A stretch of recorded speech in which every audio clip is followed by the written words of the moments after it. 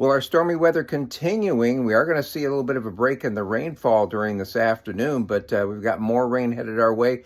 The only really good news is the fact that we're going to see falling snow levels as we head into tonight, and especially as we head into midweek, which will actually have that precipitation in the mountains falling as snow rather than rain. So that'll help in terms of the flood issue, but we also have wind in there and also some heavy snow headed for the mountains. Let's check out that 7-day forecast. Well, starting the week off very stormy, as you can see, with first alert weather days all the way through Wednesday.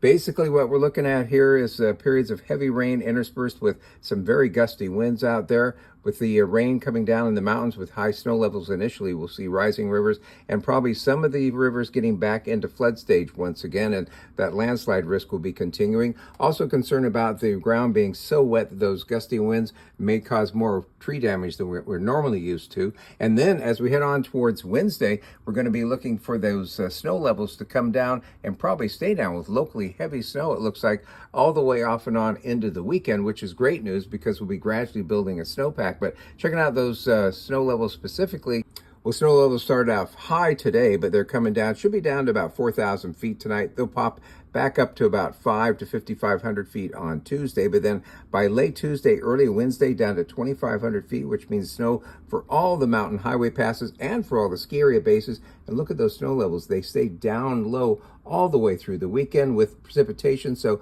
we're really going to be building that snow base.